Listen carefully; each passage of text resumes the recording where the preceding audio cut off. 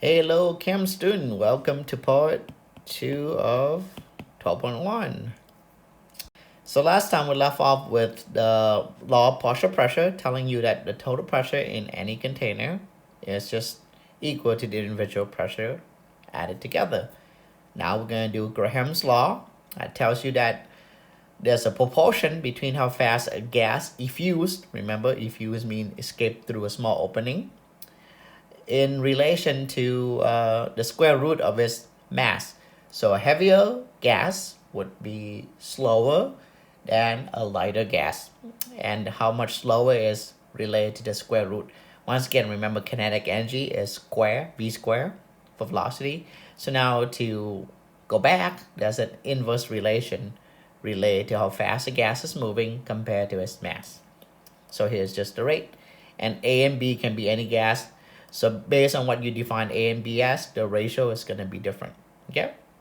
So think of it as like me comparing myself to, say, my nephew, or my nephew compared to me. It depends on how you state it. The answer is going to be different. One is he's taller, or the other one could be Mr. Wu is shorter. Both of them are describing the same thing, just based on how you describe the proportion first. A here is on top, but now A is in the bottom. And B is in the bottom, and B is on top because it's inverse. So with that, let's do it. So what is the rate of effusion? What is the rate of effusion ratio for gas A compared to gas B? So we're going to look for the ratio, which means a fraction or comparison of gas A compared to gas B. And the equation said it is equal to the square root of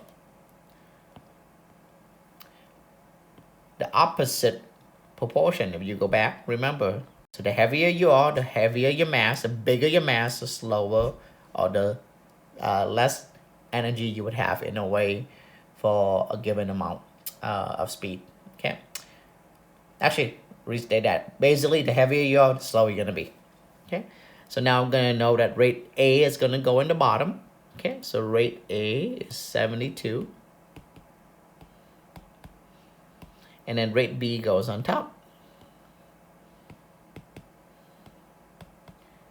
So for this question, you don't have any unit because they cancel out. So now it's just the square root of 2 over 72. And punch it out. So I grab my calculator, do 2 divided by 72 equal, and I hit the square root button. It tells me 0.166666, repeating, and there's no unit. So this is specifically for rate A compared to rate B. Now, if you compare rate B to rate A, it's going to be the opposite, where it's going to be the square root of 72 divided by 2. Okay, so it's very important to note that which one you're comparing with which one, and the answer will change. Just like I am shorter, or my nephew is taller, depending on which one you're comparing to which one. So here, what is the ratio for the rate of effusion of nitrogen and helium?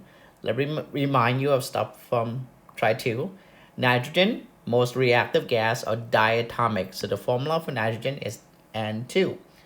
Noble gases are not diatomic. They're monatomic.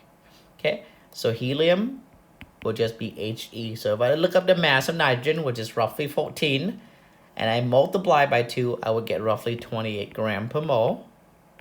And helium is 4. When I look it up, it's still going to be 4 because it's not diatomic. You don't have to multiply it by 2.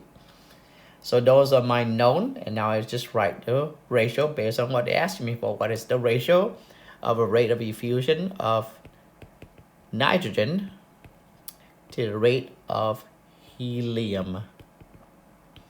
So it's very important to note that nitrogen compared to helium in this case.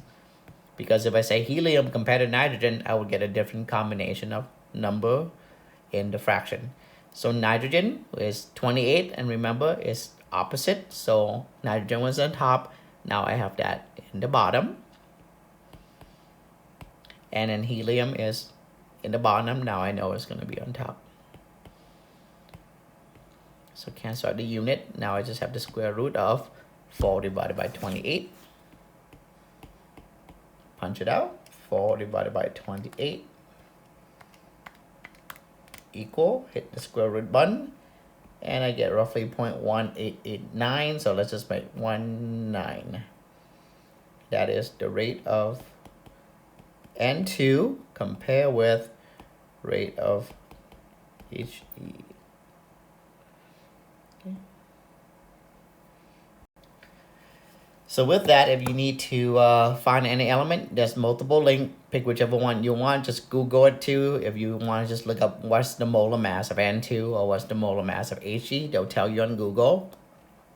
Or you can just go on find a periodic table, bookmark that, and use that. I use this one along with other one. Anything from the government is usually pretty good.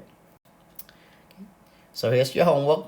First thing you note is you need to find the mass of O and times it by 2. And then the second thing is you need to find the mass of just AR by itself because it's a noble gas. And this is very similar to one of the example I just did. Plug it in. Just remember, if you're comparing rate of argon over rate of O2, when you do the square root, argon mass will be in the bottom and O2 will be on top. Here once again, very similar to one of my example. So here you're going rate of X over rate of Y is equal to the square root of Y over X, because X compared to Y, in the square root, it'll be Y over X. And here's one from the law of partial pressure, which is from the previous video. You're given the total pressure. You're trying to find P3 in this case, which is pressure of N2. Okay, you're trying to find what's the pressure of nitrogen in this container of gas. And with that, have a good day. Hopefully you can get this done either Thursday at latest at Friday. So that way, if you have any question, you can ask in class on Friday or at the beginning of class on Monday at the latest. After that, we're moving on.